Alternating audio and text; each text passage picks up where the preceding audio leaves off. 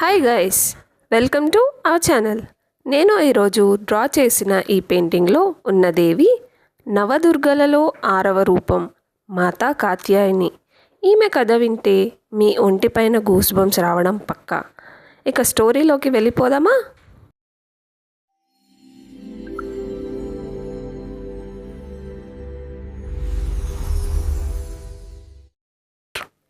ఒకప్పుడు దేవతలందరూ ఫుల్ పవర్లో స్వర్గంలో ఉన్నారు.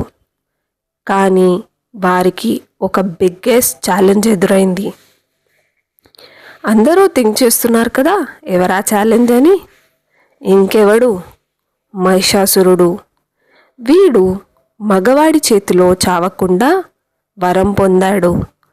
ఆ అహంకారంతోనే దేవతలందరినీ తరిమివేశాడు. అప్పుడు బ్రహ్మ, విష్ణు, శివుడు ఈ ముగ్గురు దేవుళ్లకు టెన్షన్ స్టార్ట్ అయింది. అప్పుడే శక్తి స్వరూపం పరిస్థితి హ్యాండిల్ చేయలేక ఆ ముగ్గురు దేవుళ్ళు మరియు మిగతా దేవతలు అందరూ కలిసి ఒకే చోట కూర్చున్నారు. వాళ్ళందరి కోపం, వాళ్ళందరి శక్తి ఒకే చోట క్రిస్టలైజ్ అయ్యింది. ఒక బ్లేజింగ్ మౌంటైన్ లాగా వేల సూర్యాల కాంతితో ఒక దివ్యమైన స్త్రీ రూపం ఆవిర్భవించింది. That is her entry. మరెవరో కాదు, మన కాత్యాయని అమ్మవారు. ప్రతి దేవుడు ఆమెకు తన శక్తిని, ఆయుధాన్ని ఇచ్చాడు. ఆ రూపం చూస్తేనే తెలుస్తుంది she is the main character అని. కాత్యాయని అమ్మవారు ది గాడ్స్ డాటర్. అదే టైంలో కాత్యాయన మహర్షి అనే ఒక గొప్ప ఋషి శక్తి స్వరూపం తన కూతురిగా జన్మించాలని తపస్సు చేస్తున్నారు. ఆ మహర్షి తపస్సు ఫలించి ఆయన ఆశ్రమంలో ఈ దేవి చిన్న పాపగా ప్రత్యక్షమైంది. మహర్షి పుత్రిక కాబట్టి ఆమెకు కాత్యాయని అనే పేరు వచ్చింది. ఇంకా వార్ మోడ్ ఆన్. తర్వాత ఆమె వార్ మోడ్ ఆన్ చేసింది. సింహాన్ని ఎక్కి మహిషాసురుడితో నేరుగా డీల్ చేసింది. మామూలు ఫైట్ కాదది.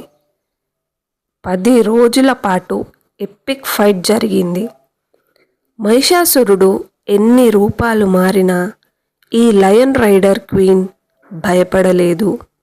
చివరికి గేదె రూపంలో ఉన్న మహిషాసురుడిని తన కాళ్ళతో అదిమి త్రిశూలంతో సంహరించింది.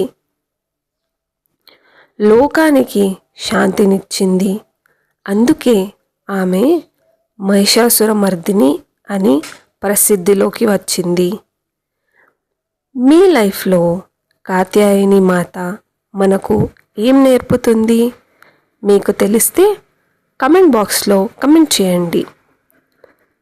మనలోని అహంకారం అనే మహిషాసురుడిని చంపడానికి మనలో శక్తిని బయటికి తీయాలి.